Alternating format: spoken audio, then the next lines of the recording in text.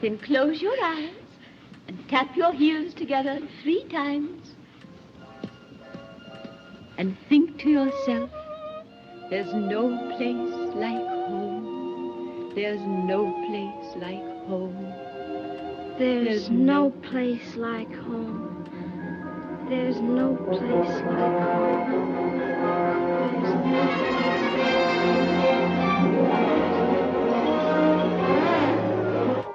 There's no place like home. There's no place like home. There's no place like home. There's no Wake up, honey. There's no place like home. There's no place like home. There's no place. This is, perhaps, the most famous scene in Hollywood history. No matter their age, pretty much anyone who was raised in the States can recall Judy Garland clicking her glittering heels together. Despite The Wizard of Oz being over 80 years old, the film's ruby slippers have remained iconic. In fact, they are one of the most requested and viewed items in the Smithsonian National Museum. But what happened to the shoes? How were they made? Who made them? What is their story? In this video, we'll be discussing all of that and so much more. If you like videos on historical fashion, be sure to subscribe and check out my other videos on Jackie Kennedy's pink suit and Princess Diana's revenge dress after watching this. For the minority who haven't seen the film and those who haven't seen the film in a while, here's a quick refresher. There will be spoilers, and if you don't want to hear, skip to this timestamp. You have been warned. The Wizard of Oz was released in 1939, starring young actress Judy Garland. The film was an adaptation of the 1900 novel The Wonderful Wizard of Oz by L. Frank Baum. The movie was produced by MGM Studio and known for its use of Technicolor, a process used to create colored films. Judy Garland played the role of Dorothy Gale, a young girl who lived on a farm in Kansas with her dog Toto.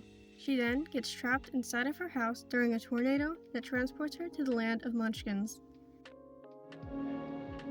No, I know we're not in Kansas. The tornado also causes Dorothy's house to land on top of the Wicked Witch of the East, freeing the Munchkins from her rule.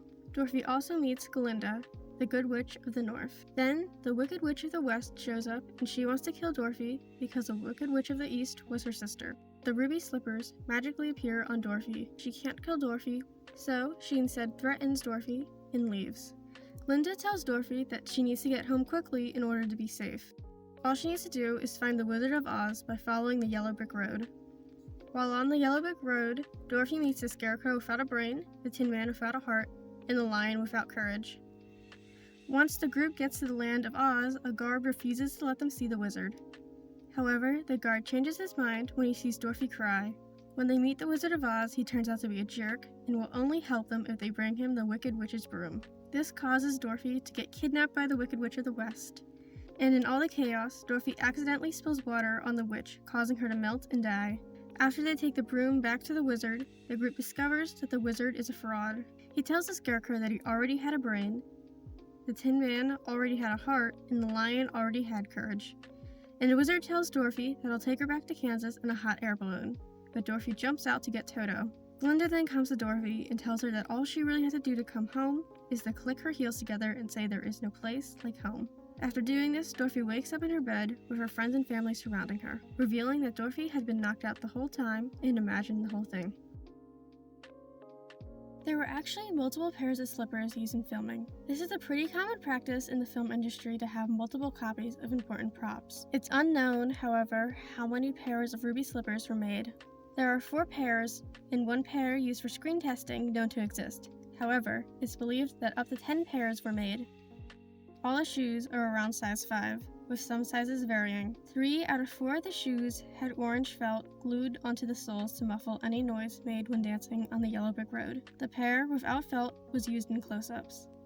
The 5th pair was only used in screen testing. They are never seen in the film. This is because the 5th pair looked very different from the others. Unlike the other 4 pairs, this pair had toes that were upturned and curled. They each had a tongue, and they had more jewels attached to them. Their appearance earned them the nickname the Arabian Test Pair. The reason why this pair wasn't in the movie was because the film's director, Victor Fleming, preferred the others' simple design. The ruby red color of the slippers is so iconic, it's hard to picture the pumps in any other color. However, the shoes were originally silver in L. Frank Baum's novel, The Wonderful Wizard of Oz. This is because the novel was an allegory about American currency in the late 19th century. At the time, U.S. currency only used gold coins, so the quantity of gold determined the price level. In 1880 to 1896, the price level dropped by 23%, causing farmers' debt to rise. Many people, including Baum, believed that silver coinage should be added to U.S. currency so the price levels would rise and debts lower. That's why in the novel, Dorothy represents the common man. The pointless yellow brick road represents gold, and the silver slippers that take her home represent silver. MGM, however, chose to ignore the allegory. Although the slippers remained silver in early drafts, this changed after MGM studio chief Louis B. Mayer wanted them to be more colorful and dramatic. Mayer wanted the shoes to be more colorful to take advantage of the Technicolor, since it was very expensive. The ruby color also helped the slippers show up better on the yellow brick road. The slippers were designed by MGM Studios' chief costume designer at the time, Gilbert Adrian. All 4 pairs were white silk thigh commercial pumps made by Inns. The pumps were then covered in red fabric and dark sequins, and their soles were painted red. Georgette was the fabric used to cover the ruby slippers. The dark red sequins were sewn on in bias rows to create a sleek appearance. Each shoe had 2,300 sequins. The sequins on the slippers were made of different layers, with a red cellulose nitride on the front and back, a gelatin core, and a silver backing. The silver backing was used to reflect light, creating that iconic sparkle. The bows on the pumps are made of a stiff cotton, and the bows are adorned with 3 different types of beads and rhinestones. During the filming of The Wizard of Oz, the glass beads would occasionally fall off the bows. They would then be replaced with different painted red beads while on set. After the filming of Wizard of Oz ended, all the slippers except for 1 pair were put into storage in case they were needed for any future films. They were eventually forgotten about. This is actually very common for costumes and props in movies and TV shows because up until quite recently they were believed to be worthless. Although the ruby slippers were never reused, other famous costume pieces have been. For example, the thriller dress from 13 Going on 30 can be seen on a background character in Sex and the City. In 1940, the only pair of slippers not in storage were made the prize of a national Name the 10 Best Movies in 1939 contest. The winner of the contest was teenager Roberta Jeffries Bauman of Memphis. The pair was widely unknown about to the public. The rest of the shoes weren't seen until 1970. In 1970, MGM Studio had a large auction to sell costumes and props. They hired a man named Kent Warder to hunt out and catalog clothes such as the ruby slippers. Finding the pumps proved difficult, taking Warner months to find them because they were mixed in with about 450,000 other costumes. When he found them, they were wrapped in a Turkish towel in a dusty bin on a soundstage. He found 4 pairs in total. The first pair was used in close-ups. He kept this pair for himself. The second pair Warner sold to his friend, a collector named Michael Shaw, along with some other costumes for $2,000. The third pair, the Arabian test pair, was sold to actress Debbie Reynolds for $300.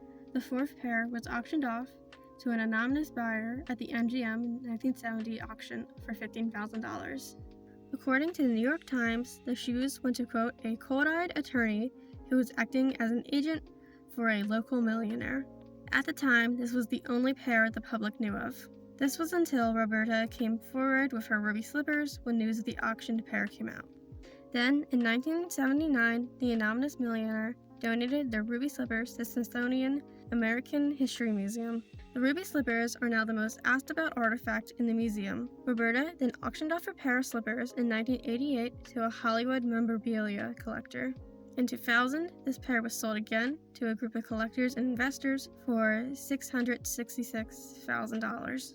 The contest pair hasn't been displayed since 2000. Then, in 2005, Michael loaned his pair of slippers to the Judy Garland Museum, Minnesota, during an annual festival to celebrate Judy Garland. However, sometime between August 27th and 28th, the pumps are stolen. Someone had broken in through a back entrance, smashed a plexiglass display holding the shoes, and stole them. The thief didn't leave behind any fingerprints, and no security camera footage could be recovered. A single red sequin was the only thing found at the crime scene. The location of these ruby slippers would remain a mystery for over a decade. Debbie Reynolds would then privately sell the Arabian test pair in 2011. In 2012, Leonardo DiCaprio helped the Academy Museum of Motion Pictures purchase Kent Warner's ruby slippers for $2 million. By 2016, the Smithsonian started a Kickstarter with over 6,000 backers to help fund the research and conservation of the slippers. And in April 2017, the shoes were taken off display for the first time since 1979. Over a dozen experts from the National Museum of American History, the Museum of Conservation Institute, and the National Institute of Standards and Technology helped with the research and conservation efforts. Also, in 2017, the contest pair was put on sale for the third time for $6 million. By 2018, the conservation and research of the Smithsonian's ruby slippers was finished, and they were put back on display on October 19th. Michael's ruby slippers were a cold case until 2018, when someone claimed to the company that insured the slippers that they had information on the shoes and how they could be returned. A string operation conducted by the FBI's Art Crime Unit along with other federal agents in Chicago, Atlanta, and Miami in order to recover the pumps. The shoes were recovered, and a man named Harry John Martin was charged with stealing the ruby slippers on one count of theft of major artwork. However, the FBI didn't know for sure the slippers were legit or a masterful recreation. They turned to the Smithsonian to help with this by comparing their pair to the ones recovered. Even though it wasn't the Smithsonian's job to determine if they were legit, rather to collect information on them, they did believe they were real. While comparing the sets of pumps, it was discovered that they had been mixed-matched, likely during preparation of the 1970 MGM auction. The recovered pair of ruby slippers were not immediately put back on display or given back to Michael. Instead, the shoes were put into federal custody as evidence. Thank you for watching till the end. Don't forget to like and subscribe, and if you have any questions for me, please comment below. If you enjoyed this video, please make sure to watch my other videos on Jackie Kennedy's pink suit and Princess Diana's revenge dress. Thank you again for watching. I hope you have a great day.